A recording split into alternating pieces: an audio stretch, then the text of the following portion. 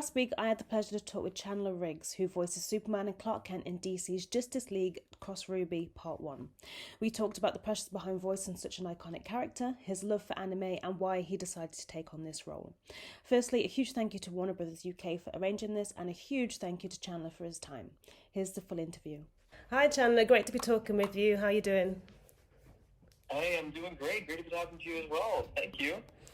Congratulations on the film, first of all. It was so much fun. Have you gotten a chance to see it yourself yet? No, I haven't. I missed this. I was out of town during the screening, and I haven't gotten a chance to see it. But I know it comes out in the week, and I'm watching it the day it comes out. I'm excited. What was it like? What was it about this particular project and Superman the character that made you want to take the role in this film? Oh man, I mean, there's only it's a very very rare opportunity to get to play the role of Superman. So, and I'm a pretty big anime fan as well. So, okay. Having both of those worlds collide and just an awesome iconic character and anime is just it was one of the coolest things for me. Superman's. How did you get into the role of Superman, or the voice for Superman? How did you find that?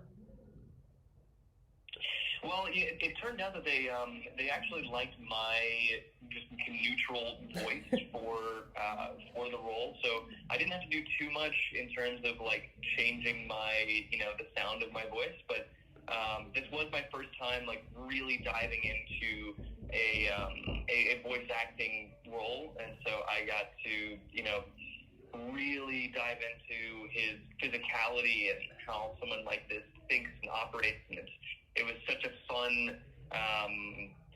fun experience to really try to experience the world through the eyes of someone like Superman. It was so cool. So you touched upon it just a little bit just then. So you're a fan of anime. Were you a fan of DC Comics or RWBY before taking this role, or was it something that you were quite new to? I hadn't read a lot of DC Comics, but RWBY actually, I was a huge fan of Rooster Teeth back during the Red versus Blue days. And so I grew up watching, Rooster Teeth shows and everything. I have all 9 seasons of Red versus Blue on DVD. Yeah, but so I was a really big fan of Rooster Teeth and everything they'd done. But I had just kind of fallen off when they started RWBY, and I wasn't super big anime when they started RWBY. But now that I've had to go back and watch a bit here and there to get a sense of it, and it's so great. The whole team behind RWBY is, you can just tell that they're passionate about the story and they care about what they're doing. It's really, really inspiring. Yeah. So, they did a Justice League versus RWBY comic series as well. So did you delve into that at all before getting the role? Yeah, I found out about that, I think, after I did the thing, because I was doing a lot of research and trying to figure out about it. We did this years ago, was when we recorded it, and so there wasn't a ton of information out there about it, but it was it's on my list of things to do is read the comics that it's based off of. But I think I probably next week when it comes out, I'll sit down, have a whole day just dedicated to it. Yeah. It'll be fun. So today, which is very well timed, is the actual 85th anniversary of Superman. So what's it like to actually be able to contribute to such a legacy? Oh man, I had no idea. That is really, really cool. Oh man, it's so cool to be among the ranks of some of the greatest actors ever, and it's a huge honor. I knew when I accepted the role, it was I knew I had some really big shoes to fill, and I had a lot of work to do to try to get get that character kind of up and running, and make sure that everything that I'm doing is in line with the decades and decades of continuity that has been built around this character. I have to deliver that same character that people expect to when they so it was a challenge, but it was really, really exciting. Yeah, I was just about to ask, was there any pressure for you stepping into that role, and how did you handle that? Oh, totally. Yeah, I mean, I remember waking up that day and being like, man, I'm gonna play Superman today. That is just crazy. Like, I couldn't believe it. And I was like, I remember being, on the, doing phone calls and emails with the Rooster Teeth guy. And I was like, okay, guys, this is just super weird. Like, just nonchalantly talking about, Superman and Batman and Wonder Woman. Like, this is crazy. And they were like, dude, we've been going through the same thing. We know. It was really, really cool. Yeah. So tell us a little bit about your take on the character and where we find him in this film. Yeah. So Superman has been kind of thrown into this new world remnant alongside his friends Batman, Wonder Woman, Flash, Cyborg, Green Lantern, and Vixen, and they start to find out some rules about this world, and that they're younger and their powers have changed, and there's a whole new slew of teammates and menacing Grims as their seemingly primary opponents.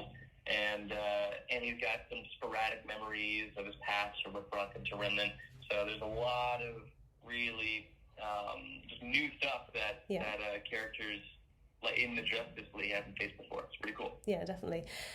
I can confirm that because I watched the film the other day and it just blew my mind. It wasn't what I was expecting at all. I hadn't read the comics myself, but I loved it. Good. Oh, I'm so glad to hear that. So you mentioned just then that you tap into the younger side of Superman. What was it like to do that, and did you have to prepare in any sort of way to do that? Yeah, definitely. It was crazy because it's like, this is like adult Superman, right? He's like, it's not like a different.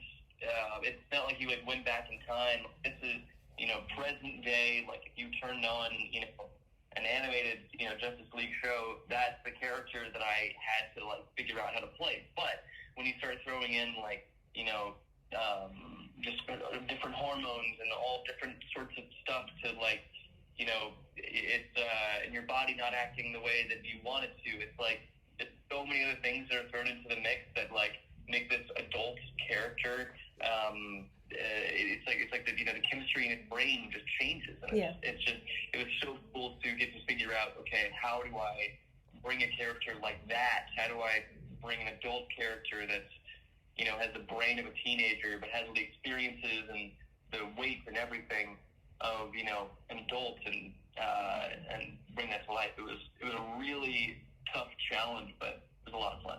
Yeah, you definitely pulled it off as well. Are you excited to be able to finally bring it to audiences and now get their reaction? Oh my gosh, I'm so excited. I can't wait. It's such a cool like community to be a part of. I go to a ton of conventions and anime. Like those fans are just die hard for the stuff that they love. And it's so cool to see how much they love the shows or movies or the media that they love. I can't wait to be a part of that family.